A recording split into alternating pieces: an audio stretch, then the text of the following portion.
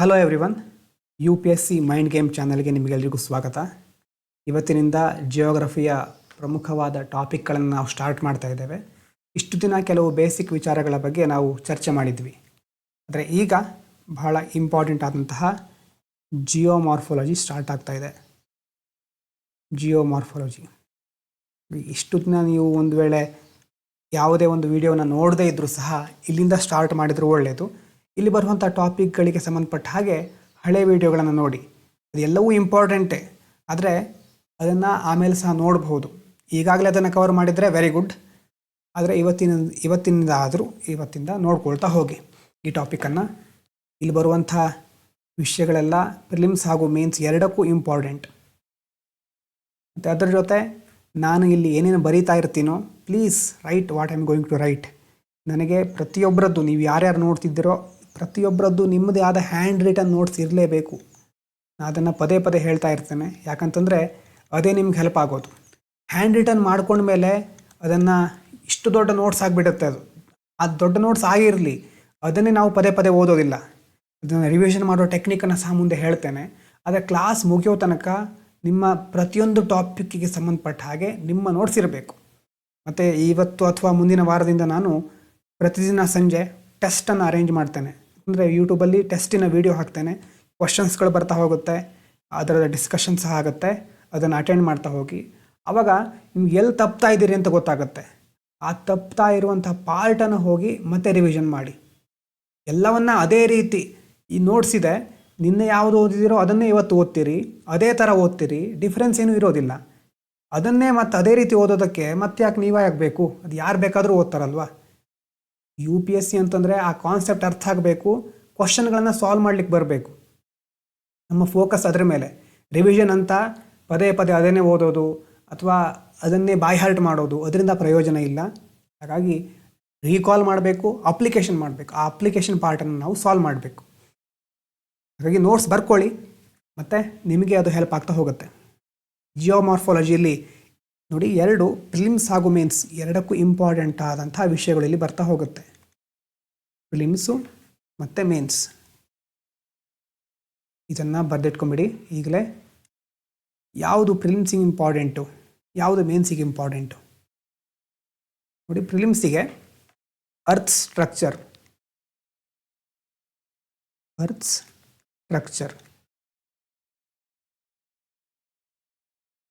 ಭೂಮಿಯ ಒಂದು ರಚನೆ, ಅರ್ತ್ ಸ್ಟ್ರಕ್ಚರ್. ಅದಾದಮೇಲೆ ರಾಕ್ಸ್ ಟೈಪ್ಸ್ ಅಂತಂದರೆ ಬೇರೆ ಬೇರೆ ತರಹದ ಶಿಲೆ, ರಾಕ್ ಟೈಪ್ಸ್. ಮತ್ತು ಡಿಸ್ಕಂಟಿನ್ಯೂಟೀಸ್ ಕೇಳಿರ್ಬೋದು, ಮೋಹೋ ಡಿಸ್ಕಂಟಿನ್ಯೂಟಿ, ಗುಟೆನ್ಬರ್ಗ್ ಡಿಸ್ಕಂಟಿನ್ಯೂಟೀಸ್ ಅಂತೆಲ್ಲ ಕೇಳಿರ್ಬೋದು ನೀವು. ಡಿಸ್ಕಂಟಿನ್ಯೂಟೀಸ್ ಮತ್ತು ಜಿಯೋಮ್ಯಾಗ್ನೆಟಿಸಮ್.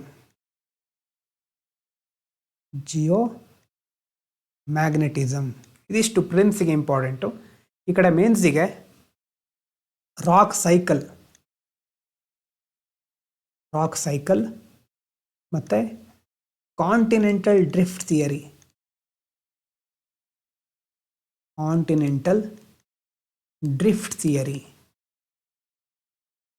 ಅದಾದ ನಂತರ ಕನ್ವೆಕ್ಷನಲ್ ಕರೆಂಟ್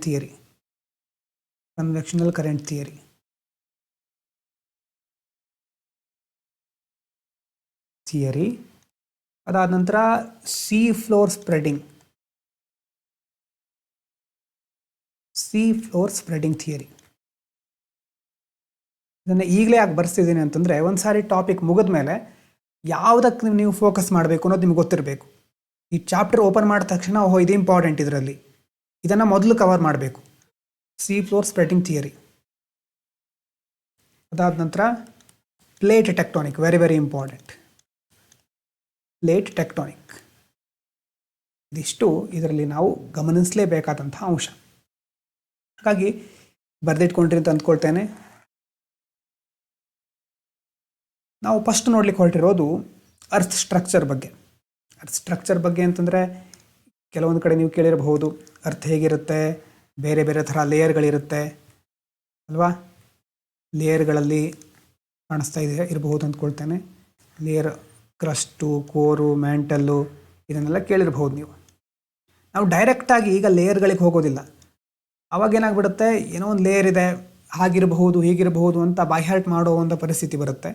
ಅದರ ಬದಲು ಅರ್ತ್ ಹೇಗೆ ಫಾರ್ಮೇಷನ್ ಆಯಿತು ಅಲ್ಲಿ ಅದರ ಮೇನ್ ರೂಟ್ ಕಾಸ್ ಇರೋದು. ಆ ಕಾನ್ಸೆಪ್ಟ್ ಕ್ಲಾರಿಟಿ ಸಿಗೋದು ಮೊದಲು ಆ ಫಾರ್ಮೇಷನ್ನಿಂದ. ಹಾಗಾಗಿ ಫಸ್ಟ್ ನಾವು let's discuss about formation of the earth. Formation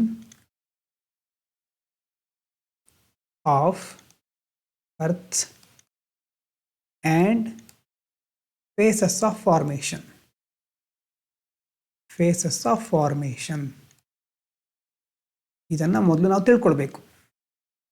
ಇದರಿಂದಾಗಿ ಹೇಗೆ ನೆಕ್ಸ್ಟ್ ಬೇರೆ ಬೇರೆ ರೀತಿ ಲೇಯರ್ಗಳು ಸ್ಟ್ರಕ್ಚರ್ ಅಲ್ಲಿ ಕ್ರಿಯೇಟ್ ಆಯಿತು ಅಂತ ಗೊತ್ತಾಗ್ತಾ ಹೋಗುತ್ತೆ ನಮಗೆ. ಸ್ಟಾರ್ಟಿಂಗಲ್ಲಿ ನಾವು ಹಿಂದಿನ ಕ್ಲಾಸ್ಗಳಲ್ಲಿ ನೋಡಿದ್ವಿ ಬಿಗ್ ಬ್ಯಾಂಗ್ ಆಗಿರೋದ್ರ ಬಗ್ಗೆ, ಮತ್ತು ಅದಾದ ನಂತರ ಹೇಗೆ ಸಿಂಗ್ಯುಲಾರಿಟಿ ಪಾಯಿಂಟ್ ಇರುತ್ತೆ, ಈ ಥರ ಯೂನಿವರ್ಸ್ ಬಗ್ಗೆ ಸ್ವಲ್ಪ ಮೊದಲು ನಾವು ಪರಿಚಯ ಮಾಡ್ಕೊಂಡಿದ್ದೀವಿ.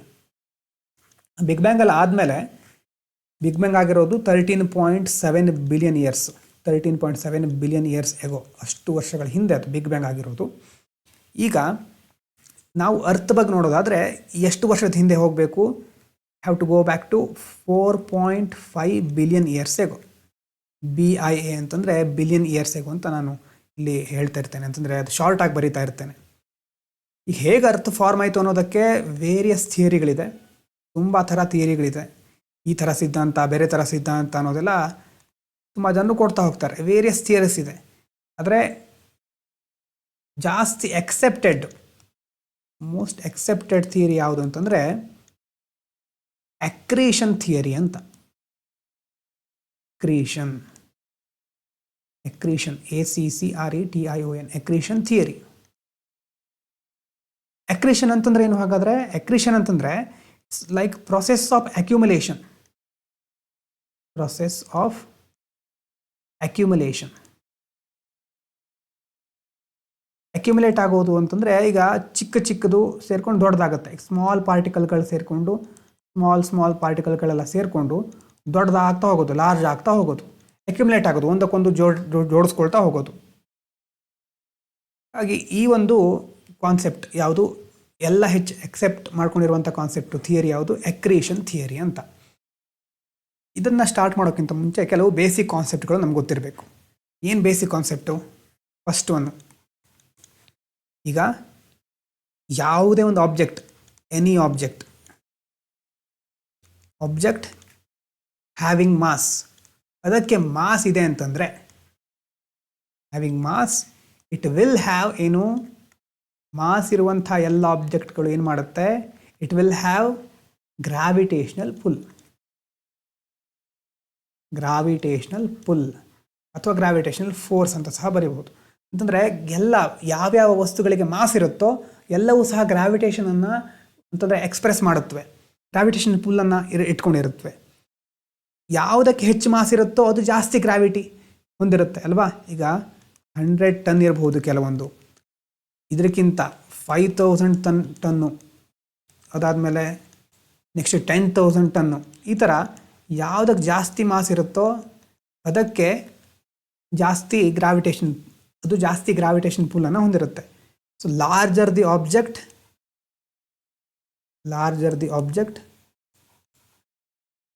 ಯಾವುದರಲ್ಲಿ? ಮಾಸ್ನಲ್ಲಿ ಜಾಸ್ತಿ ಇದ್ದ ಹಾಗೆ greater is the gravitational full. Greater is the gravitational full. ಅಂದರೆ ಪುಲ್ ಅಂತಂದರೆ ಏನು? ಎಳೆಯೋದು, ಆಕರ್ಷಿಸೋದು. ಪುಷ್ ಅಂತಂದರೆ ತಳ್ಳೋದು. ಪುಲ್ ಅಂತಂದರೆ ಈಗ ಗ್ರಾವಿಟೇಷನಲ್ ಪುಲ್ ಅಂತಂತಂದರೆ ಯಾವುದಕ್ಕೆ ಜಾಸ್ತಿ ಮಾಸ್ ಇರುತ್ತೋ ಅದು ಜಾಸ್ತಿ ಪ್ರಮಾಣದಲ್ಲಿ ವಸ್ತುಗಳನ್ನು ತನ್ನ ಕಡೆ ಸೆಳೆಯುತ್ತಾ ಹೋಗುತ್ತೆ. ಗ್ರಾವಿಟಿ ಒಂದು ಕಾನ್ಸೆಪ್ಟ್ ಇದು. ಇದರಲ್ಲಿ ನ್ಯೂಟನ್ ಫಾರ್ಮುಲಾ ಎಲ್ಲ ಬರ್ತಾ ಹೋಗುತ್ತೆ, ಅದೆಲ್ಲ ಈಗ ನಾವು ನೋಡಬೇಕಾದ ಅವಶ್ಯಕತೆ ಇರೋದಿಲ್ಲ. ಜಾಸ್ತಿ ಮಾಸ್ ಇದ್ದರೆ ಜಾಸ್ತಿ ಗ್ರಾವಿಟೇಷನಲ್ ಅಟ್ರಾಕ್ಷನ್ ಇರುತ್ತೆ, ಮೊದಲನೇ ಕಾನ್ಸೆಪ್ಟ್. ಇನ್ನೊಂದು ಕಾನ್ಸೆಪ್ಟ್ ಏನು? ಯಾವುದಾದೊಂದು ಎರಡು ವಸ್ತುಗಳನ್ನು ಕೊಲೈಡ್ ಅಂತಂತಂದರೆ ಕೊಲಿಷನ್ ಅಂತ ಹೇಳ್ತೀವಲ್ವ, ಪರಸ್ಪರ ಡಿಕ್ಕಿ ಹೊಡೆಯೋದು. ಈಗ ನೀವು ಎರಡು ಸ್ಟೋನ್ಗಳನ್ನು ಪರಸ್ಪರ ಕೊಲೈಡ್ ಮಾಡಿದಾಗ ಅವಾಗ ಏನಾಗುತ್ತೆ? ಸ್ಪಾರ್ಕ್ ಬರುತ್ತೆ. ನೋಡಿರ್ಬಹುದು ನೀವು, ಸ್ಪಾರ್ಕ್ ಬರುತ್ತೆ, ಅಂದರೆ ಕಿಡಿ ಬರುತ್ತೆ. ಅದರ ಅರ್ಥ ಏನಂತ ಹಾಗಂತಂದರೆ ಯಾವುದಾದ್ರೂ ಎರಡು ವಸ್ತು whenever two objects collide, heat will be produced. Heat produce ಆಗುತ್ತೆ. Heat will be produced. ಎರಡು ವಸ್ತುಗಳು ಕೊಲೈಡ್ ಆದಾಗ ಹೀಟ್ ಪ್ರೊಡ್ಯೂಸ್ ಆಗುತ್ತೆ. ಅದರ ಅರ್ಥ ಕೊಲಿಷನ್ನಿಂದ ಹೀಟ್ ಆಗುತ್ತೆ. ಇದು ಇಂಪಾರ್ಟೆಂಟು, ಇದನ್ನು ನೆನಪಿಟ್ಕೊಳ್ಳಿ. Collision produces heat. ಮೊದಲನೇದು ಗ್ರಾವಿಟಿ, ಎರಡನೇದು ಕೊಲಿಷನ್. ಇದೆರಡು ಈಗ ಸಬ್ಜೆಕ್ಟ್ ನೆನಪಿರಬೇಕು ನಿಮಗೆ. ಇದೆರಡು ಗೊತ್ತಿದ್ರೆ ನೆಕ್ಸ್ಟ್ ನಿಮಗೆ ಈಸಿ ಆಗ್ತಾ ಹೋಗುತ್ತೆ. ನೆಕ್ಸ್ಟ್ ಬರೋದು ನೋಡಿ, ಈಗ ನಾವು ಒಂದು ಎಷ್ಟು ವರ್ಷಗಳ ಹಿಂದೆ, ಒಂದು 4.5 ಬಿಲಿಯನ್ ಇಯರ್ಸ್ ಮೊದಲು ಹೋಗೋಣ. ಅಷ್ಟು ವರ್ಷಗಳ ಹಿಂದೆ ಟೈಮ್ ಟ್ರಾವೆಲ್ ಮಾಡೋಣ. ಆಗಿನ ಕಾಲಕ್ಕೆ ಹೋಗೋಣ. ಆಗಿನ ಕಾಲಕ್ಕೆ ಹೋದಾಗ ಅಲ್ಲಿ ನಾವು ನೋಡ್ತಾ ಇದ್ದೇವೆ ಸೂರ್ಯ ಈಗ ತಾನೇ ಹುಟ್ಟಿದ್ದ. ಇಲ್ಲಿ ನಾವು ಈಗ ತಾನೇ ಅಂತಂದರೆ ಜಿಯೋಗ್ರಫಿಲೆಲ್ಲ ಹೇಗಿರುತ್ತೆ, ರೀಸೆಂಟ್ಲಿ ಅಂತಂದರೆ ಈಗ 10-15 ವರ್ಷ ಅಂತಲ್ಲ, ಬಿಲಿಯನ್ ಇಯರ್ಸ್ ಎಗೋ ಅಥವಾ ಮಿಲಿಯನ್ ಇಯರ್ಸು ಆ ಥರ ಕನ್ಸಿಡರ್ ಮಾಡ್ತೇವೆ. ಇನ್ geography recently doesn't mean few years, it means large duration ಅಂತಂದರೆ ತುಂಬ ದೊಡ್ಡ ಮಟ್ಟದ ಕಾಲಾವಧಿನ ನಾವು ಕನ್ಸಿಡರ್ ಮಾಡ್ತೇವೆ. ಸುಮಾರು 4.5 ಬಿಲಿಯನ್ ಇಯರ್ಸು ಎಗೋ ಆ ಟೈಮ್ನಲ್ಲಿ ಸನ್ ವಾಸ್ ರೀಸೆಂಟ್ಲಿ ಕ್ರಿಯೇಟೆಡ್. ಸೂರ್ಯ ಹುಟ್ಟಿ ಸ್ವಲ್ಪ ವರ್ಷ ಆಗಿತ್ತು. ಸ್ವಲ್ಪ ಅಂತಂದರೆ ಎಷ್ಟೋ ಬಿಲಿಯನ್ ವರ್ಷಗಳಾಗಿತ್ತು. Recently created. ಅವಾಗೇನಾಗಿತ್ತು, ಸನ್ ಅಂತಂದರೆ ಅಲ್ಲಿ ನಾವು ಮೊದಲು ಬಿಗ್ ಬ್ಯಾಂಗ್ ಆದಾಗ ಎಲ್ಲ ಕಡೆ ಗ್ಯಾಸ್ ಇತ್ತು. ಗ್ಯಾಸು, ಕ್ಲೌಡ್ಸು ಅದೆಲ್ಲ ಇತ್ತು. ಸನ್ ಹೇಗೆ ಕ್ರಿಯೇಟ್ ಆದ ಅಂತಂದರೆ due to fusion, nuclear fusion ಅಂತ ಕೇಳಿರ್ಬೋದು ನೀವು. Nuclear fusion of hydrogen molecule. ಸ್ಟಾರ್ಟಿಂಗಲ್ಲಿ ಲೈಟರ್ ಗ್ಯಾಸ್ಗಳು ಇರ್ತಿತ್ತು. ಅದರಲ್ಲಿ ಹೈಡ್ರೋಜನ್ ಅನ್ನೋದು ತುಂಬ ವೆರಿ ಲೈಟ್ ಇರೋದು. ಹಾಗೆ ಆ ಹೈಡ್ರೋಜನ್ ಫ್ಯೂಸ್ ಆಗ್ತಾ ಸನ್ ಕ್ರಿಯೇಟ್ ಆಯಿತು ಡ್ಯೂ ಟು ಹೈಡ್ರೋಜನ್ ಮಾಲಿಕ್ಯೂಲ್. ಅದಾದ ನಂತರ ಹೀಲಿಯಮ್ಮು ಅದೆಲ್ಲ ಬರ್ತಾ ಹೋಗುತ್ತೆ. ಹೀಲಿಯಮ್ಮು ಆವಾಗ ಸೂರ್ಯ ಕ್ರಿಯೇಟ್ ಆಗಿದ್ದಾನಲ್ವಾ, ಅರೌಂಡ್ ದಿ ಸನ್, ಸೂರ್ಯನ ಸುತ್ತ ಏನಿರ್ತಿತ್ತು, ಅರೌಂಡ್ ದಿ ಸನ್, ಸೂರ್ಯನ ಸುತ್ತ ಇನ್ನೂ ಗ್ಯಾಸ್ ಪಾರ್ಟಿಕಲ್ ಇರ್ತಾ ಇತ್ತು, dust particle. Large amount of dust ಪಾರ್ಟಿಕಲ್ಗಳು ಇರ್ತಾ ಇತ್ತು. ಎಲ್ಲ ಧೂಳಿನ ಕಣಗಳು, ಗ್ಯಾಸು, ಈ ಥರ ತುಂಬ ಬೇರೆ ಬೇರೆ ಡಸ್ಟ್ ಪಾರ್ಟಿಕಲ್ಗಳು ತುಂಬ ಹತ್ತಿರ ಇತ್ತು. ಹತ್ತಿರ ಇರೋದೆಲ್ಲ ಏನಾಗ್ಬಿಟ್ಟಿರುತ್ತೆ ಗೊತ್ತಿದೆ ನಿಮಗೆ. ಜಾಸ್ತಿ ಮಾಸ್ ಇರೋದು ಸೂರ್ಯನಿಗೆ. ಸೂರ್ಯನ ಹತ್ರ ತುಂಬ ಬೇರೆ ಬೇರೆ ಪಾರ್ಟಿಕಲ್ಗಳಿದೆ. ಹತ್ತಿರ ಇದು ಬಿಟ್ಟರೆ ಅದನ್ನು ಸೂರ್ಯ ಎಳ್ಕೊಂಡ್ಬಿಡ್ತಾನೆ ಒಳಗಡೆ. ಗ್ರಾವಿಟೇಷನಲ್ ಪುಲ್, ಅಟ್ರಾಕ್ಷನ್ ಅಲ್ವಾ. ವೆರಿ ಕ್ಲೋಸ್ ಪಾರ್ಟಿಕಲ್ ಏನಾಗ್ಬಿಟ್ಟಿತ್ತು, ಫೆಲ್ ಇಮಿಡಿಯೇಟ್ಲಿ. ಸೂರ್ಯನ ಒಳಗಡೆ ಬಿದ್ದೋಗ್ಬಿಟ್ಟು ಎಲ್ಲ ಒಳಗಡೆ ಸೇರ್ಕೊಂಡ್ಬಿಟ್ಟು ಫೆಲ್ ಇಮಿಡಿಯೇಟ್ಲಿ. ಆದರೆ ದೂರ ಇರೋರು ಪಾರ್ಟಿಕಲ್ಗಳು ಏನಾಯಿತು, ಸೂರ್ಯನ ಸುತ್ತಲಿಕ್ಕೆ ಸ್ಟಾರ್ಟ್ ಮಾಡಿದ್ದು. ಅಂತಂದರೆ ನಾವು ಮೊದಲು ನೋಡಿದ್ವಿ ವೆಲಾಸಿಟಿ ಇರುತ್ತೆ, ಗ್ರಾವಿಟೇಷನು ಎರಡೂ ಸೇರಿ ನಿಧಾನವಾಗಿ ಸೂರ್ಯನ ಸುತ್ತೋಕ್ಕೆ ಪ್ರಾರಂಭ ಮಾಡಿದ್ವಿ. ಫಾರ್ ಇರೋರು ರ್ಯಾಂಡಮ್ ಆಗಿ ಸುತ್ತಾ ಇದ್ವು. Random movement. ಯಾವುದ್ರ ಸುತ್ತ? Random movement around the sun. ಸೂರ್ಯನ ಸುತ್ತಾ ಇರ್ತವೆ. ಅದೇನು ಒಂದೆರಡು ಪಾರ್ಟಿಕಲ್ ಅಲ್ಲ, ಅದು ಟ್ರಿಲಿಯನ್ಸ್ ನಂಬರ್. ಅಂತಂದರೆ ಕೋಟ್ಯಾಂತರ ಪಾರ್ಟಿಕಲ್ಗಳಿರುತ್ತೆ. ಈಗ ಪಾರ್ಟಿಕಲ್ಗಳಿದ್ದಾವೆ, ಸೂರ್ಯ ಮಿಡ್ಲಲ್ಲಿದ್ದಾನೆ, ಸುತ್ತಾ ಇವೆ. ಎಲ್ಲ ಒಂದೇ ಸೈಜಲ್ಲಿ ಇರೋದಿಲ್ಲ. ಮತ್ತು ಆ ವೇಗ ಸಹ ಅವು ಸುತ್ತುವಂಥ ವೇಗ ಎಲ್ಲರದ್ದು ಒಂದೇ ಥರ ಇರೋದಿಲ್ಲ, ಚೇಂಜ್ ಆಗಬಹುದು. ಅವಾಗೇನಾಗುತ್ತೆ, ಒಂದು ಪಾರ್ಟಿಕಲ್ಲು ಇನ್ನೊಂದು ಪಾರ್ಟಿಕಲಿಗೆ ಬಂದು ಡಿಕ್ಕಿ ಹೊಡಿಬಹುದು, ಕೊಲಿಷನ್ ಆಗುವ ಸಾಧ್ಯತೆ ಇದೆ ಅಲ್ವಾ. There is a probability, high probability of collision. High probability of collision. ಈಗ ಮೊದಲನೇ ಬೇಸಿಕ್ ಕಾನ್ಸೆಪ್ಟ್ ನೆನಪು ಮಾಡ್ಕೊಳ್ಳಿ. ಕೊಲಿಷನಿಂದ ಏನಾಗುತ್ತೆ? ಕೊಲಿಷನಿಂದ ಹೀಟ್ ಪ್ರೊಡ್ಯೂಸ್ ಆಗುತ್ತೆ. ಈಗ ಈ ಕೊಲಿಷನ್ ಆಗೋದಿದ್ರು ಎರಡು ಥರ ಆಗುತ್ತೆ ನೋಡಿ. ಮೊದಲನೇ ಕೊಲಿಷನ್ನು ಈಗ ಮುಖಾಮುಖಿ ಡಿಕ್ಕಿ ಅಂತ ಹೇಳ್ತೀವಲ್ವ, ಹೆಡ್ ಟು ಹೆಡ್ ಕೊಲಿಷನ್. ಒಂದು ಈ ಕಡೆಯಿಂದ ಬರ್ತಾ ಇರುತ್ತೆ, ಇನ್ನೊಂದು ಈ ಕಡೆಯಿಂದ ಬರ್ತಾ ಇರುತ್ತೆ. ಈ ಥರ ಆದಾಗ ಎರಡು ಬಸ್ಗಳಿರ್ಬೋದು ಅಥವಾ ಯಾವುದೊಂದು ವೆಹಿಕಲ್ ಇರ್ಬೋದು, ಬಂದು ಡಿಕ್ಕಿ ಆದಾಗ ಕೆಲವೊಂದು ಇದರ ಪಾರ್ಟು ಕಿತ್ತು ಹೋಗಿಬಿಡುತ್ತೆ, ಕೆಲವೊಂದು ಈ ಕಡೆ ಇರೋ ಪಾರ್ಟ್ ಕಿತ್ತು ಹೋಗುತ್ತೆ. ಸ್ಮಾಲ್ ಪಾರ್ಟಿಕಲ್ಗಳು ಸಪ್ರೇಟ್ ಆಗುತ್ತೆ ಅಲ್ವಾ. ಮುಖಾಮುಖಿ ಡಿಕ್ಕಿ ಆದರೆ multiple small particle will separate. Multiple small particles will separate ಆಗುತ್ತೆ. ಅದೇ ಇನ್ನೊಂದು ಥರ ಕೊಲಿಷನ್ ಇದೆ. ಒಂದು ಹೀಗೆ ಹೋಗ್ತಾ ಇದೆ ಈ ದಿಕ್ಕಿನಲ್ಲಿ, ಇನ್ನೊಂದು ಫಾಸ್ಟಾಗಿ ಬಂದು ಹಿಂದ್ಗಡೆಯಿಂದ ಕೊಲೈಡ್ ಮಾಡುತ್ತೆ, ಇದಕ್ಕೆ ಬಂದು ಡಿಕ್ಕಿ ಹೊಡೆಯುತ್ತೆ. It is very fast. ಎರಡನೇದು ಹಿಂದ್ಗಡೆ ಇರೋದು. ಆವಾಗ ಏನಾಗುತ್ತೆ, ಇದಕ್ಕೆ ಕೊಲಿಷನ್ ಆದಾಗೆಲ್ಲ ಹೀಟ್ ಪ್ರೊಡ್ಯೂಸ್ ಆಗುತ್ತೆ ಅಲ್ವಾ. ಮೇಲ್ಗಡೆನೂ ಹೌದು ಕೆಳಗಡೆನೂ ಹೌದು, ಹೀಟ್ ಪ್ರೊಡ್ಯೂಸ್ ಆಗುತ್ತೆ. ಕೆಳಗಡೆ ಬಂದು ಫಾಸ್ಟಾಗಿ ಇದಕ್ಕೆ ಬಂದು ಡಿಕ್ಕಿಗೆ ಹೊಡ್ಕೊಂಡಿದೆ, ಬಂದು ಕೊಲೈಡ್ ಆಗಿದೆ. ಕೊಲಿಷನ್ ಆದಾಗ ಹೀಟ್ ಪ್ರೊಡ್ಯೂಸ್ ಆಯ್ತಲ್ವಾ, ಹೀಟ್ ಆಫ್ ಕೊಲಿಷನ್.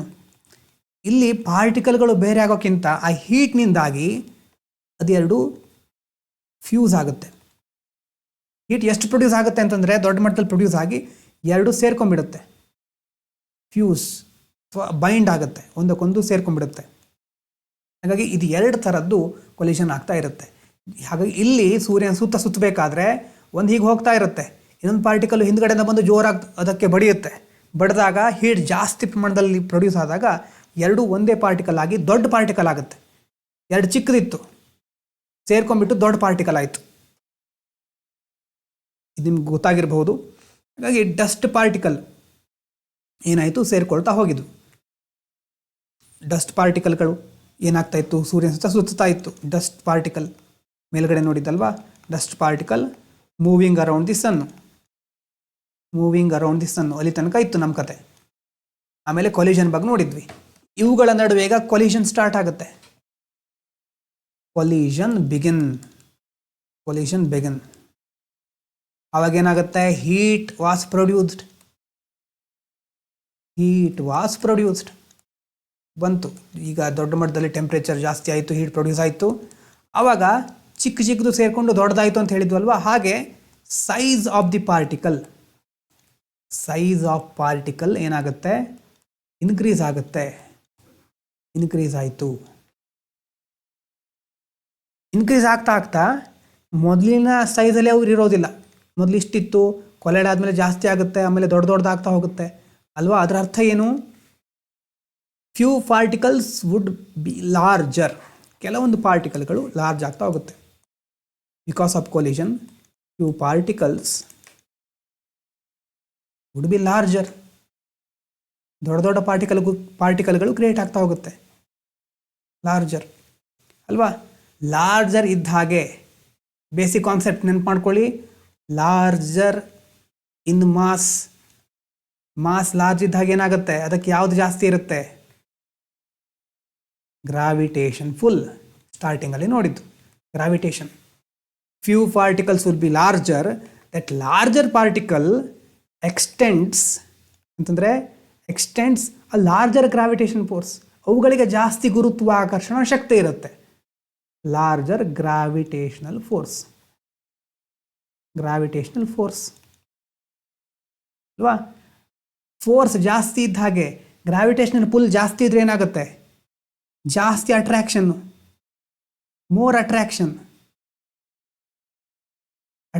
ಜಾಸ್ತಿ ಇದ್ರೆ ಏನಾಗುತ್ತೆ, ಅಟ್ರಾಕ್ಷನ್ ಜಾಸ್ತಿ ಇದ್ದಷ್ಟು ಕೊಲಿಷನ್ ಜಾಸ್ತಿ ಆಗ್ತಾ ಹೋಗುತ್ತೆ. ಮತ್ತೆ ಒಂದು ಪಾರ್ಟಿಕಲ್ ಹೋಗ್ತಾ ಇದೆ, ಅಟ್ರಾಕ್ಷನ್ ಜಾಸ್ತಿ ಆಯಿತು, ಮತ್ತೆ ಬಂದು ಹಿಂದಿನವರು ಬಂದು ಡಿಕ್ಕಿ ಹೊಡ್ಕೊಂಡ್ರು, ಮತ್ತು ಅದರ ಹಿಂದಿನ ಪಾರ್ಟಿಕಲ್ಗಳು ಎಲ್ಲ ಪರಸ್ಪರ ಕೊಲಿಷನ್ ಆಗೋದು ಜಾಸ್ತಿ ಆಗ್ತಾ ಹೋಗುತ್ತೆ. ಜಾಸ್ತಿ ಅಟ್ರಾಕ್ಷನಿಂದ more attraction leads to more collision. ಇದರಿಂದ ಏನಾಗುತ್ತೆ, ಕೊಲಿಷನ್ ಜಾಸ್ತಿ ಆಗ್ತಾ ಇದ್ದ ಹಾಗೆ ಸೈಜ್ ಇನ್ನಷ್ಟು ಇನ್ಕ್ರೀಸ್ ಆಗುತ್ತೆ. ಸೈಜ್ ಫರ್ದರ್ ಇನ್ಕ್ರೀಸಸ್ ಅಲ್ವಾ. ಈ ಥರ ಒಂದು ಸೈಕಲ್ ಕಂಟಿನ್ಯೂಸ್ ಆಗಿ ಆಗ್ತಾನೆ ಇರುತ್ತೆ. ಕೆಪ್ಟ್ ಆನ್ ಹ್ಯಾಪನಿಂಗ್, ಇದು ಮುಂದುವರಿತಾನೇ ಇರುತ್ತೆ. ಹಾಗಾಗಿ ಇದರಿಂದಾಗಿ ಕ್ರಿಯೇಟ್ ಆಗಿರೋದು ಈ ಎಲ್ಲ ಆಗಿ ಸಣ್ಣ ಪ್ರಮಾಣದಲ್ಲಿ ಸ್ಟಾರ್ಟಿಂಗಲ್ಲಿ ಒಂದು ಫೇಸ್ ಬರುತ್ತೆ. ಅದು creation of building blocks of planet. ಏನಂತ ಅದಕ್ಕೇನು ಇನ್ನೊಂದು ಹೆಸರಿದೆ ಹೇಳ್ತಾನೆ, ಬಿಲ್ಡಿಂಗ್ ಬ್ಲಾಕ್ಸ್ ಆಫ್ ಪ್ಲಾನೆಟ್ಗಳು, ಗ್ರಹಗಳೆಲ್ಲ ಕ್ರಿಯೇಟ್ ಆಗಬೇಕಾದ್ರೆ ಅದಕ್ಕೆ ಒಂದು ಮೂಲಭೂತವಾಗಿ ಒಂದು ಬಿಲ್ಡಿಂಗ್ ಬ್ಲಾಕ್ ಬೇಕಲ್ವಾ. ತಳಹದಿ ಅಥವಾ ಒಂಥರ ಬೇಸಿಕ್ ಸ್ಟ್ರಕ್ಚರ್ ಅಂತ ಹೇಳ್ತೀವಲ್ವ, ಆ ಥರ ಆ ತಳಹದಿಯನ್ನು ಮುಖ್ಯವಾಗಿ ಬಿಲ್ಡಿಂಗ್ ಬ್ಲಾಕ್ ಅಂತ ಅವ ಕ್ರಿಯೇಟ್ ಆಗುತ್ತೆ. ಎಲ್ಲ ಕೊಲಿಷನಿಂದ, ಅಟ್ರಾಕ್ಷನಿಂದ ಅದಕ್ಕೆ ನಾವೇನಂತ ಕರಿತೇವೆ ಪ್ಲಾನೆಟೆಸಿಮಲ್ಸ್ ಅಂತ ಕರಿತೇವೆ. ಪ್ಲಾನೆಟೆಸಿಮಲ್ಸ್ ಅಂತಂದರೆ ಈಗ ಚಿಕ್ಕ ಚಿಕ್ಕ ಪಾರ್ಟಿಕಲ್ಗಳಿಗಿಂತ ಈ ಪ್ಲಾನೆಟೆಸಿಮಲ್ಗಳು ದೊಡ್ಡದಿರುತ್ತೆ.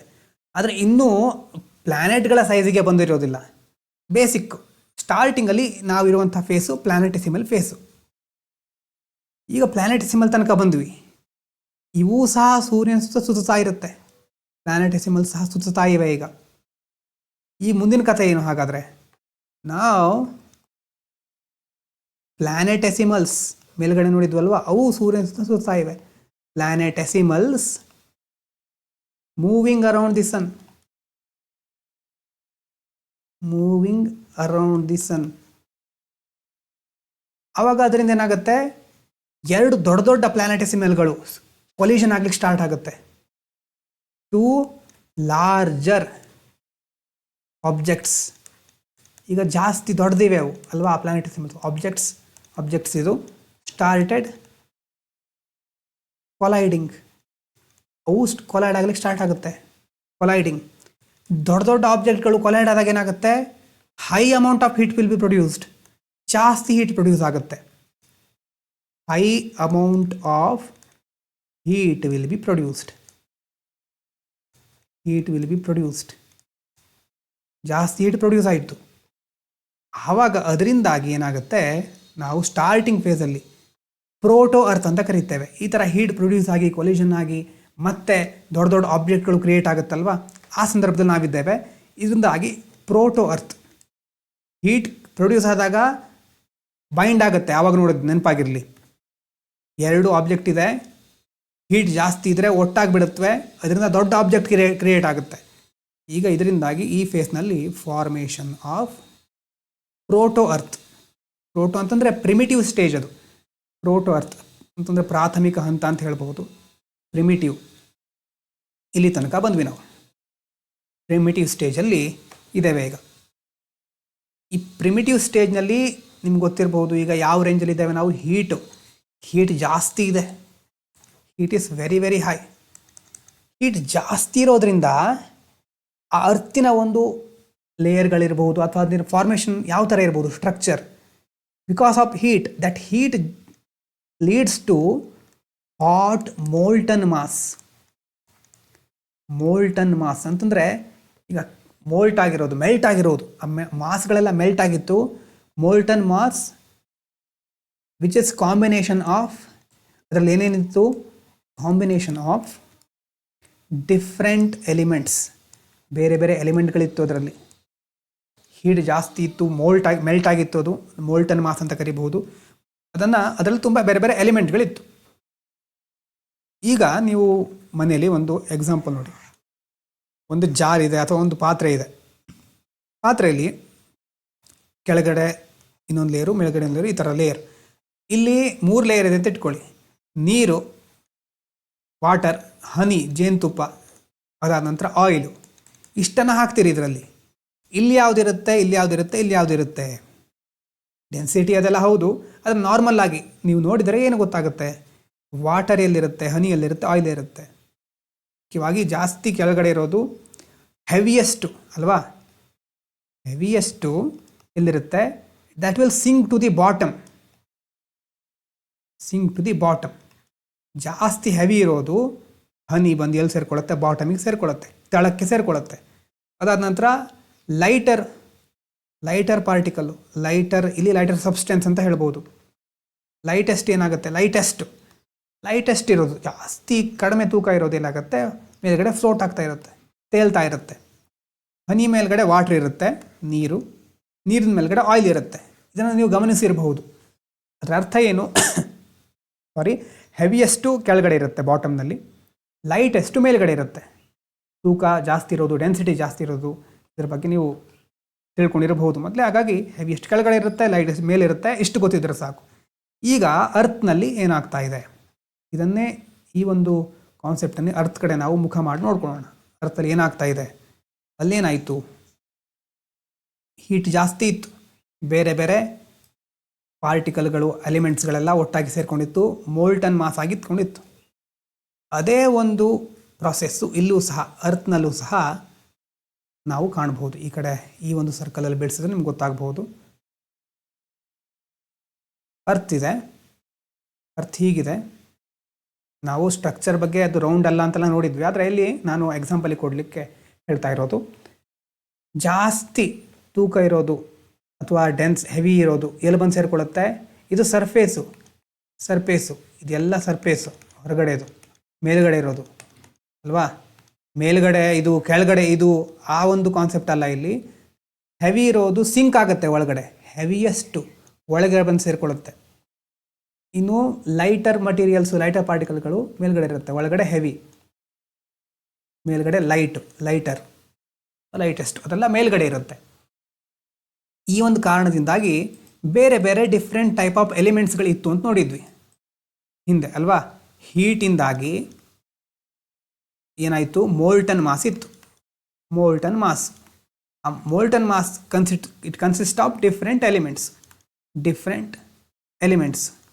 ಎಲ್ಲ ಎಲಿಮೆಂಟ್ಸ್ಗಳ ಮಾಸು ಒಂದೇ ಥರ ಇರೋದಿಲ್ಲ. ಕೆಲವೊಂದು ಹೆವಿ ಇರುತ್ತೆ, ಕೆಲವೊಂದು ಲೈಟ್ ಇರುತ್ತೆ ಅಲ್ವಾ? ಕೆಲವೊಂದು ತೂಕ ಜಾಸ್ತಿ ಇರುತ್ತೆ, ಡೆನ್ಸಿಟಿ ಜಾಸ್ತಿ ಇರುತ್ತೆ, ಕೆಲವೊಂದು ಡೆನ್ಸಿಟಿ ಕಡಿಮೆ ಇರುತ್ತೆ. ಈಗ ಡೆನ್ಸಿಟಿ ಜಾಸ್ತಿ ಇರೋದು ಈ ಒಂದು ಅರ್ತ್ನಲ್ಲಿ ಎಲ್ಲಿ ಹೋಗ್ಬೇಕು? ಹಾಗಾದರೆ ಒಳಗಡೆ ಹೋಗಬೇಕು, ಕೆಳಗಡೆ ತಳಕ್ಕೆ ಹೋಗಬೇಕು.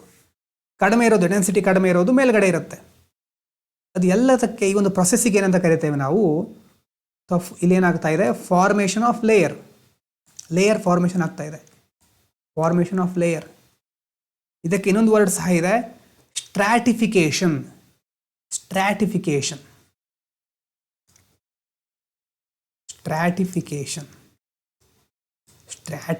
ಅಂತಂದರೆ, ಈಗ ಗ್ರೀಕ್ನಲ್ಲಿ ಸ್ಟ್ರಾಟ ಅಂತಂದರೆ ಏನು? ಒಂದು ಲೇಯರ್ಸ್ಗಳ ಥರ, ಗ್ರೀಕ್ ವರ್ಡ್ ಅದು ಲೇಯರ್ ಅಂತ. ಇಲ್ಲಿ ಲೇಯರ್ಗಳು ಫಾರ್ಮ್ ಆಗ್ತಾ ಇದೆ.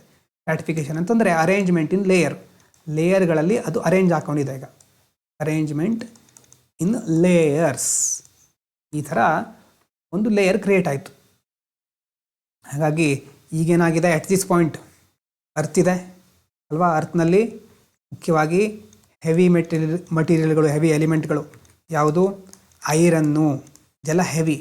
ನಿಕ್ಕೆಲ್ಲು ಹೆವಿ, ಎಲ್ಲ ಸೆಟಲ್ಡ್ ಎಟ್ ದಿ ಬಾಟಮ್, ಕೆಳಗಡೆ ಬಂದು ಸೇರಿಕೊಂಡ್ವು. ಹಾಗಾಗಿ ಈ ಕೆಳಗಡೆ ಬಂದು ಸೇರ್ಕೊಂಡಿರೋದ್ರಿಂದಾಗಿಯೇ ಎಲ್ಲ ಸೇರಿಕೊಂಡು ಇಲ್ಲೇನು ಕ್ರಿಯೇಟ್ ಆಯಿತು? ಕೋರ್ ಕ್ರಿಯೇಟ್ ಆಗುತ್ತೆ. ಅರ್ಲಿಯೆಸ್ಟ್ ಕೋರ್, ಆ ಕೋರೆ ಇನ್ನೂ ಸಹ ನಾವು ನೋಡ್ತಾ ಇದ್ದೇವೆ. ಆ ಕೋರ್ ಕಂಟಿನ್ಯೂಯಸ್ ಆಗಿ ಮುಂದುವರ್ಕೊಂಡು ಬಂದಿದೆ. ಈ ಕೋರ್ ಇದೆಯಲ್ವ, ಈ ಕೋರ್ ಆ ಥರ ಫಾರ್ಮ್ ಆಗಿತ್ತು. ಹೆವಿ ಇರೋದೆಲ್ಲ ಕೆಳಗಡೆ ಬಂದು ಸೇರಿಕೊಂಡು, ಮತ್ತು ಈ ಕೋರ್ನಿಂದಾಗಿಯೇ ಮುಂದೆ ಅಟ್ಮಾಸ್ಫಿಯರ್ ಕ್ರಿಯೇಟ್ ಆಗೋದು ಅಥವಾ ಲೈಫ್ ಫಾರ್ಮೇಷನ್ ಆಗೋದು. ತುಂಬ ಒಳ್ಳೊಳ್ಳೆ ಲಿಂಕ್ ಆಗ್ತಾ ಹೋಗುತ್ತೆ. ಅದು ಮುಂದೆ ನೋಡ್ತಾ ಹೋಗೋಣ. ಹೆವಿಯೆಸ್ಟ್ ಕೆಳಗಡೆ ಬಂತು. ಲೈಟರ್ ಇತ್ತಲ್ವಾ? ಲೈಟರ್ ಅಂತಂದರೆ ಅಷ್ಟು ಡೆನ್ಸಿಟಿ ಜಾಸ್ತಿ ಇಲ್ಲದೆ ಇರೋದು. ಲೈಟರ್, ಸಿಲಿಕಾ, ಅಲ್ಯೂಮಿನಿಯಮ್ಮು, ಇದೆಲ್ಲ ಲೈಟರ್ ಮಟೀರಿಯಲ್ಸ್ಗಳು. ಅಲ್ಯೂಮಿನಿಯಮ್ಮು ಸ್ಟಾರ್ಟೆಡ್ ಸೆಟ್ಲಿಂಗ್ ಎಲ್ಲಿ? ಸರ್ಫೇಸಲ್ಲಿ, ಆನ್ ದಿ ಸರ್ಫೇಸ್ ಮೇಲ್ಗಡೆ ಈ ಚಿಕ್ಕ ಲೈಟರ್ ಮಟೀರಿಯಲ್ಗಳು, ಚಿಕ್ಕದು ಅಂತಂದರೆ ಮಾಸ್ನಲ್ಲಿ ಅಥವಾ ಡೆನ್ಸಿಟಿಯಲ್ಲಿ ಕಡಿಮೆ ಇರೋದು, ಆನ್ ದಿ ಸರ್ಫೇಸ್ ಅಲ್ಲಿ ಹೋಗಿ ಸೆಟ್ಲ್ ಆಗ್ತಾ ಇದ್ದು. ಎಲ್ಲ ಕರೆಕ್ಟ್ ಇತ್ತು, ಅರ್ತ್ ಫಾರ್ಮ್ ಆಗ್ತಾ ಇತ್ತು, ಎಲ್ಲ ಚೆನ್ನಾಗಿ ನಡ್ಕೊಳ್ತಾ ಇತ್ತು, ಪರ್ಫೆಕ್ಟಾಗೆಲ್ಲ ಮುಂದುವರ್ಕೊಂಡು ಹೋಗ್ತಾ ಇತ್ತು. ಆದರೆ ಸಡನ್ನಾಗಿ ಒಂದು ಹೊಸದಾದಂಥ ಒಂದು ಫೆನಾಮಿನ ನಡೆಯುತ್ತೆ. ಏನಿರಬಹುದು ಅಂತಂದರೆ, ನೀವು ಕೇಳಿರ್ಬೋದು, ಮೊದಲೊಂದು ಸಾರಿ ನಾನು ಹೇಳಿದ್ದೆ, ಮೊದಲನೇ ಕ್ಲಾಸ್ ನೋಡಿದವರಿಗೆ ಅದು ಗೊತ್ತಿರಬಹುದು. ಜಾಯಿಂಟ್ ಇಂಪ್ಯಾಕ್ಟ್ ಯಾವುದಕ್ಕೆ ಸಂಬಂಧಪಟ್ಟಿರೋದು? ನೆನಪು ಮಾಡ್ಕೊಳ್ಳಿ. ಎಲ್ಲಿ ಟರ್ಮ್ ಬಂದಿತ್ತು? ಟರ್ಮು ಜಾಯಿಂಟ್ ಇಂಪ್ಯಾಕ್ಟ್ ಬಂದಿರೋದು. ಜಾಯಿಂಟ್ ಇಂಪ್ಯಾಕ್ಟ್ ಅರ್ತಿತ್ತು ಮೊದಲು. ಹೀಗೆ ಎಲ್ಲ ಲೇಯರ್ಗಳು ಫಾರ್ಮ್ ಆಗ್ತಾ ಇತ್ತು ಒಂದೊಂದಾಗಿ. ಅವಾಗೇನಾಗುತ್ತೆ? ಬೇರೆ ಕಡೆಯಿಂದ ಒಂದು ಸ್ವಲ್ಪ ದೊಡ್ಡ ಮಟ್ಟದ ಪಾರ್ಟಿಕಲ್ಗಳು ಅಥವಾ ಒಂದು ರೀತಿ ಆಸ್ಟ್ರೋನಾಮಿಕಲ್ ಆಬ್ಜೆಕ್ಟ್ ಅಂತ ಹೇಳ್ಬೋದು. ಆಸ್ಟ್ರೋನಾಮಿಕಲ್ ಆಬ್ಜೆಕ್ಟ್, ಅದಕ್ಕೆ ಸೈಂಟಿಸ್ಟ್ಗಳು ಥಿಯಾ ಅಂತ ಹೆಸರಿಟ್ಟಿದ್ದಾರೆ. ಥಿಯಾ ಬಂದು ಏನು ಮಾಡುತ್ತೆ? ಅರ್ತಿಗೆ ಬಂದು ಬಡಿಯುತ್ತೆ. ಬಂದು ಬಡಿದು ಇಲ್ಲಿ ಅದು 2 ಪಾರ್ಟ್ ಆಗಿ ಚೂರಾಗುತ್ತೆ. ಚೂರು ಆಗೋದ್ರ ಜೊತೆ ಇದು ಬಂದು ಬಡ್ದು ಹೊಡೆತಕ್ಕೆ ಅಥವಾ ಬಂದು ಬಡ್ದಂಥ ವೇಗಕ್ಕೆ ಅರ್ತಿನ ಕೆಲವೊಂದು ಪಾರ್ಟ್ಗಳು ಅರ್ತಿಂದ ದೂರ ಹೋಗುತ್ತೆ, ಸಪ್ರೇಟ್ ಆಗುತ್ತೆ ಕೆಲವೊಂದು ಭಾಗ. ಹಾಗಾಗಿ ಏನಾಗ್ತಾ ಇದೆ, ಇಲ್ಲಿ ಒಂದು ಪಾರ್ಟಿಕಲ್ ದೊಡ್ಡ ಒಂದು ಸ್ಟ್ರೇಂಜ್ ಕೊಲಿಷನ್ ಆಗುತ್ತೆ. ಥಿಯಾ ಅನ್ನುವಂಥ ಒಂದು ಆಸ್ಟ್ರಾನಮಿಕಲ್ ಬಾಡಿ ಬಂದು ಅರ್ತಿಗೆ ಹಿಟ್ಟಾಗುತ್ತೆ. ಹಿಟ್ಟಾಗಿ ಅದು ಭೂಮಿಯಲ್ಲಿ ಡಿಫ್ರೆಂಟ್ ಪಾರ್ಟ್ಸ್ ಆಗಿ ಒಡೆಯುತ್ತೆ. ಅದು ಒಡೆಯೋದ್ರ ಜೊತೆ ಭೂಮಿಯ ಕೆಲವೊಂದು ಪಾರ್ಟ್ಗಳು ಆ ಒಂದು ಬಿರುಸಾದ ಹೊಡೆತಕ್ಕೆ ಭೂಮಿಯ ಕೆಲವು ಭಾಗ ಭೂಮಿಯಿಂದ ಹೊರಗಡೆ ಹೋಗುತ್ತೆ, ಅಥವಾ ಮಟೀರಿಯಲ್ಸ್ ಕೆಲವೊಂದು ಹೊರಗಡೆ ಹೋಯಿತು. ಇದಕ್ಕೇನಂತ ಕರಿತೇವೆ ನಾವು, ಈ ಕಡೆ ಬರೀತೇನೆ ನೋಡಿ, ಜಾಯಿಂಟ್ ಇಂಪ್ಯಾಕ್ಟ್. ಜಾಯಿಂಟ್ ಇಂಪ್ಯಾಕ್ಟ್ ಅಂತ ಕರಿತೇವೆ ಇದಕ್ಕೆ. ಅಂದರೆ ಈಗ ಏನಾಗ್ತಾ ಇದೆ, ಯಾವ ಹಂತದಲ್ಲಿದ್ವಿ ನಾವು, ಮಟೀರಿಯಲ್ಗಳೆಲ್ಲ ಸಪ್ರೇಟ್ ಆಗ್ತಾ ಇದ್ವು. ಮಟೀರಿಯಲ್ಸ್ ಸಪ್ರೇಟ್ ಆಗ್ತಾ ಇತ್ತು. ಆವಾಗ ಬಂದು ಹೊಡೆದಕ್ಕೆ ಅಲ್ವಾ, ಇಲ್ಲಿ ನೋಡಿ, ಇಲ್ಲಿ ಬಂದು ಬಡ್ದು ಹೊಡೆತಕ್ಕೆ ಅಥವಾ ಬಂದು ಆ ಒಂದು ಬಿರುಸಿಗೆ ಕೆಲವೊಂದು ಮಟೀರಿಯಲ್ಗಳು ಸಪ್ರೇಟ್ ಆಗ್ತಾ ಇತ್ತು. ಇದು ಮಟೀರಿಯಲ್ ಸಪ್ರೇಟ್ ಆಯಿತು. ಆ ಸಪ್ರೇಟ್ ಆದ ಮಟೀರಿಯಲ್ ಇದೆಯಲ್ವಾ, ಇದು ಹೇಗಿದೆ ಅಂತಂದರೆ, ಇದಕ್ಕೆ ಭೂಮಿಯ ಗುರುತ್ವಾಕರ್ಷಣ ಶಕ್ತಿ ಅಪ್ಲೈ ಆಗ್ತಾ ಇದೆ. ಹಾಗಾಗಿ ಅದರದ್ದು ವೆಲಾಸಿಟಿ ಸಹ ಇದೆ. ಅದಕ್ಕೆ ಅದೇನು ಮಾಡ್ತಾ ಇದೆ, ಭೂಮಿಯ ಸುತ್ತಾ ಇದೆ, ಇನ್ನೂ ಸಹ ಸುತ್ತಾ ಇದೆ ಆ ಹೊರಗೆ ನಡೆದಂತಹ ಒಂದು ಮಟೀರಿಯಲ್ಲು ಅಲ್ವಾ. ಮಟೀರಿಯಲ್ ಸಪ್ರೇಟ್ ಆಯಿತು. ಸಪ್ರೇಟ್ ಆಗಿ ಕೆಳಗಡೆ ಬರೀತೇನೆ, ಆವಾಗ ನೆಕ್ಸ್ಟ್ ನೋಡಿದ್ರೆ ನೆನಪಿರಬೇಕು. Start moving around the earth. With gravity and velocity. Gravity ಮತ್ತು ವೆಲಾಸಿಟಿ ಇದನ್ನು ಮೊದಲು ಡಿಸ್ಕಸ್ ಮಾಡಿದ್ದೆ ನಾನು, ಎರಡು ಯಾವ ಥರ ಇರುತ್ತೆ ಅಂತ. ಬೇಕಿದ್ರೆ ನೀವು ಹಳೆ ವಿಡಿಯೋ ರೆಫರೆನ್ಸ್ ಮಾಡ್ಬೋದು, ಅಲ್ಲಿ ರೆಫರೆನ್ಸ್ ತಗೋಬಹುದು. ಹಾಗಾಗಿ ಇದಕ್ಕೆ ನಾವೇನಂತ ಕರಿತೇವೆ, ಮೂನ್. ಈಗ ನಾವು ಚಂದ್ರ ಅಂತ ಹೇಳ್ತೀವಲ್ವ, ಆ ಚಂದ್ರ ಫಾರ್ಮ್ ಆಗಿದ್ದು ಹೀಗೆ, that is known as formation of moon. ಚಂದ್ರ ಹುಟ್ಟಿದ ಹೀಗೆ. ಬೇರೆ ಒಂದು ಮಾರ್ಸ್ ಸೈಜ್ಡ್ ಆಬ್ಜೆಕ್ಟು, ದೊಡ್ಡ ಮಟ್ಟದ್ದು, ಆಗಿನ ಕಾಲದಲ್ಲಿ ಎಷ್ಟು ದೊಡ್ಡದಿತ್ತು ಅಂತ ಎಕ್ಸಾಕ್ಟಾಗಿ ಹೇಳಲಿಕ್ಕೆ ಆಗದೇ ಇದ್ದರೂ ಒಂದು ದೊಡ್ಡ ಮಟ್ಟದ ಆಬ್ಜೆಕ್ಟ್ ಬಂದು ಅರ್ತಿಗೆ ಬಡಿಯುತ್ತೆ. ಬಡಿದ ಮೇಲೆ ಕೆಲವೊಂದು ಭಾಗ ಸಪ್ರೇಟ್ ಆಗುತ್ತೆ. ಸಪ್ರೇಟ್ ಆಗಿರೋದು ಅರ್ತಿನ ಒಂದು ಗ್ರಾವಿಟಿ ಕಾರಣದಿಂದಾಗಿ ಭೂಮಿಯ ಸುತ್ತಾ ಇರುತ್ತೆ. ಇದು ಫಾರ್ಮೇಷನ್ ಆಫ್ ಮೂನ್ ಬೇಸ್. ಆದರೆ ನೋಡಿ, ಬಂದು ಬಡ್ದಿರೋದು ಯಾವ ಪಾರ್ಟಿಗೆ ನೋಡಿ, ಕೋರು ಕೆಳಗಡೆ ಇದೆ, ಒಳಗಡೆ ಇದೆ, ಅಥವಾ ಒಳಗೆ ಎಲ್ಲಾದರೂ ಒಂದು ಒಳಗಡೆ ಇದೆ, ಆಳದಲ್ಲಿ ಕೋರಿದೆ. ಮೇಲ್ಗಡೆ ಲೈಟರ್ ಮಟೀರಿಯಲ್ಗಳಿದೆ ಅಲ್ವಾ, ಲೈಟರ್ ಮಟೀರಿಯಲ್ಗಳು ಬಂದು ಬಡ್ದಿರೋದು ಮೇಲಿನ ಭಾಗಕ್ಕೆ. ಹಾಗಾಗಿ ಸಪ್ರೇಟ್ ಆಗಿರೋದು ಯಾವುದು, ಮೇಲಿನ ಭಾಗ. ಲೈಟರ್ ಮಟೀರಿಯಲ್ಗಳು ಸಪ್ರೇಟ್ ಆಗಿದೆ. ಮೂನ್ ಫಾರ್ಮೇಷನ್ ಆಗಿರೋದು ಯಾವುದರಿಂದ, ಔಟ್ ಆಫ್ ಲೈಟರ್ ಮಟೀರಿಯಲ್ಸ್.